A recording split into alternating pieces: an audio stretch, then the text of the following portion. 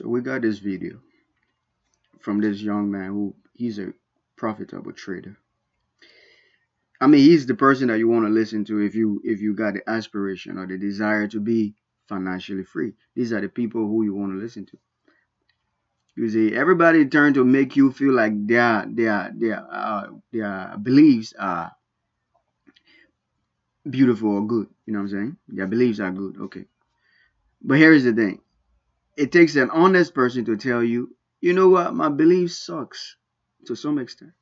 To some extent, even if it is 1%, 2%, 3, as long as they are honest about it, those are the people you want to listen to. So let's listen to this guy.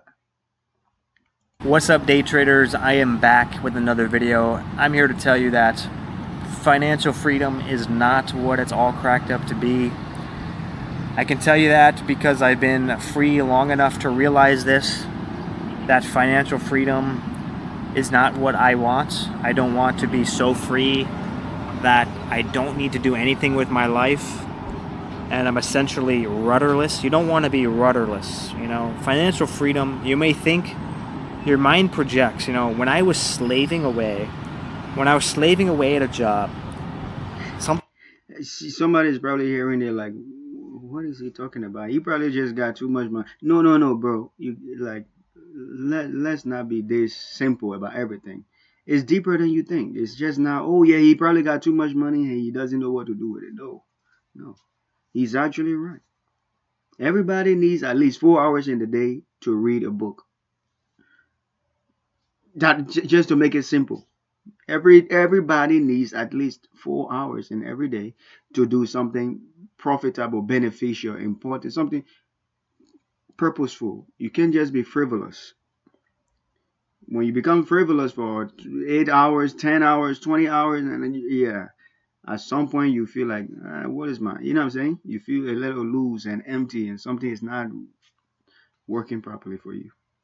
So he's actually right. So your McDonald's jobs, I want you to understand. The job that you're doing at McDonald's, at Amazon, or wherever you're slaving and you think you're slaving, the only reason why you think you're slaving is because you are doing it for too long.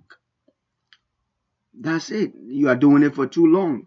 But you need at least 4 hours to do something profitable. If it is Amazon, Burger King, helping somebody out, moving somebody's stuff, just, whatever that will pay you something, you need at least 4 hours to do it. And even if you're not getting paid, you will still need at least 4 hours to do something profitable and purposeful. So it's not all about, oh yeah, he's easy, he's loose now, he got too much money, he probably traveled everywhere and he's getting bored. And no, he's saying the truth, man. He's actually telling you. something I didn't want to do, and trying to learn how to trade, those moments, yeah, it gave me purpose, but my mind, it gave me purpose because I projected something in my mind that I would be so happy when I get to the other side, where I don't need to do anything. I can just sit back, relax, enjoy life. I have enough finances to, not have to worry about it, and I can just either consume or just chill, do nothing with my life and enjoy, But that is not what we want. It's definitely not what I want. And I think if you get to that point, that level of financial freedom, if you get to that point, you're going to realize that too. I really think what we really want. So he's telling you the truth. There you go. I mean, the video is just self-explanatory, simple. Like, hey, if I give you 24 hours in the day, I promise you, right after you get through sleeping for 6 hours or 5 hours or whatever, some of you don't even sleep 8 hours. So you might sleep for 5 hours and 6 hours. The next thing you look, you're doing something that you had no idea you could do. Some people will say, "Oh, I just play a video game." Do you know how difficult it is to play video games? I mean, it's useless, but I mean to some extent. But to other extent, it's like your brain is like being put to heavy tax. It's like you gotta think quickly and move quickly and do all this quickly, and your brain consumes like I think not 70 or 80% of the sugar in your body just to keep it functioning. So that means like all your calories and all your glucose and everything is just like your brain is just like consuming it. So that's a lot of energy you're losing just by using your brain. And that's why people say people who think a lot or overthink, they tend to lose weight because And that's why people gain weight, because they don't think a lot. You just sit there and you don't want to think. You don't want to. You can't even solve simple math in your head because you don't want to use your brain anymore. Your mind, you don't want to use it. So you end up getting fat. You end up gaining weight. But if you were sitting there meditating, thinking, processing things, and calculating, doing things with your mind, you won't be fat. Okay, then you may say, oh, but what about those other people who are sitting in the office and working on computers and they're gaining weight? Okay, because again, you are eating more than what you are losing. That's it. You are eating more than you are losing. Just because your brain is doing it doesn't mean you don't need to keep your body exercised. Your brain can only do so much. It will take so much from you, so much weight off you, but you got to exercise also. So that's what he said. That we may not know is a life to where, of course, we have meaning and purpose. I think meaning and purpose is the most important thing, more so than ultimate freedom. I don't think we want ultimate freedom, like we were saying, but a life to where we can choose our commitments. Choose our commitments. Not a life of no commitments, but a life where we can choose our commitments. Like, don't tell me I have to drink coffee when I don't want to drink coffee. That's the type of life you want to live. If you want to drink water, drink water. You want to drink soda, drink whatever soda is there. Just don't overindulge in that. You know what I'm saying? And that's what he's trying to say. Don't be like you have to show up to work today for 9 hours or for 10 hours. Or I got too much bills on me that I have to do this job for 12 hours and 20 hours and 10 hours. It should be four maximum. Four maximum. If you go 5 hours at your job, great. But at some point you realize you just you're giving half of your life to that. And the reason why you need 4 hours to do that is because you need another 4 hours to serve your soul. You see? So 4 hours to feed your body, to buy food and put water and shelter over you. 4 hours to feed your soul. Put some spirit put some fire into your spirit. People do that. Meditation, praying, studying, put some energy back into your soul. You can't just be losing yourself and giving yourself away. You have to have at least 4 hours to recoup some of that. Get some of it back.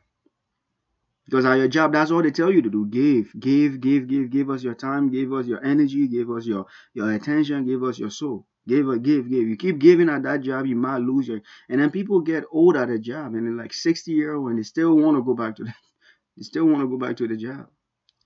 It's a job, man. It's a job. I understand you might feel comfortable doing it and like repetition, but at the end of the day, it's still a job, and you're losing yourself to it. And then they realize at the end of the day, man, what a life I live. I just worked at this one company for 25, 30, 40, 50 years. And now the company is going out of business. So, huh? You know what I'm saying? So it's like, you can't even tell nobody, like, look at the company that we built. Look at what we worked on. Look at what I spent my lifetime doing. Look at this. You will have to go through a lot of trouble just to find what you live your life doing. Explain that to your grandchildren, like, oh yeah, your dad was a great worker. He worked at this company for 50 years. Okay. But the company is going out of business now. So, yeah, there's nothing there's nothing we can show you to say, like, there's the building. But the company they sold tires. Oh, but the tires, yeah, they all probably gone now. They probably burnt out, roasted, or whatever. Got into accidents. A lot of them probably just sat there doing nothing at the end, because the company probably had back stock that never went out. Some company do that. They just have a lot of things in the back and it never comes out. But anyway, you get the idea. Many people do not choose their commitments. The commitments just fall into their lap, or they're mindlessly strung along into commitments that they're not consciously making a decision for, and it completely ruins their life. But if you're awake enough and aware enough, that gives you an option to choose your commitments. And obviously having a little bit of savings in your bank, a little bit of savings in the bank also gives you that financial leverage to where you can have the time to choose your commitments, to where you're not necessarily strapped to a job to where you have to grind every day and it takes up all your time. So having a little bit of savings definitely helps. But don't let the mind fool you into thinking that you want that ultimate freedom to where you can just finally chill and relax. Because, yeah, it may be great for a week, maybe great for 2 weeks, but I don't think you're going to be happy long term. I think what we're really after is that sense of purposeness, Expression. purpose. So there you go. Choosing your commitment is where your problem is. You need to have that ability to do that. The ability, but just remember, you will always want to work at your McDonald's job. You will always want to work at your Burger King job. You will always want to do it, but just not for as long as you've been doing it, and just not because again, you will feel like that is a fulfillment in your life. Like that is something where if you do this and you flip some burgers and feed some people, you feel great about it. You know what I'm saying? You feel okay. You feel happy that you're just by 1% or 2%. What will really make you like 10, 20, 30% is when you get your soul together, your mind together, your will together, your emotions together, and you are able to help somebody make it to heaven. There is no greater happiness than to see that you helped somebody, or through you, somebody was able to enter heaven where true peace and forever freedom is. And this is not like some make up religion, but no, it's actually real. Even if you are able to pray for somebody and cast out their demons and get them away from addictions, because these demons are making them addicted. Because demons have desires. And if they enter into you, they turn you into a medium, a catalyst for their expression, for their desires. If it is a sexual demon, you become a sexually deviant person, overly sexual person. If they are some type of demon of whatever, you become that. If it is a disabled demon, dumb, deaf demon, you become less of a speaking person. You can't get your words out easily because the power in you, the spirit in you, doesn't like to speak. So that's why it comes all back around because you cannot talk about the human and leave the soul and the spirit out. You just can't do it. So it comes all back around. And that's why on this channel I share different videos. I share it with you. This video, physical video, financial video, emotional video, exercise video. Everything got to make sense. Everything got to come together. Other than that, you are just not going to be complete. It's just not going to be a happy life for you. Not happy at all. So that's it for this video. 10 minutes maybe, I hope. And you saw I speed it up to 1.7 or 1.3 or something. It's just people take time to think. They take time to think, and during that time of thinking, it's like few seconds, 1 second, 2 second, 3 second. You just gotta, what I'm saying, get the seconds of thinking out and get the message. So there is the message for you.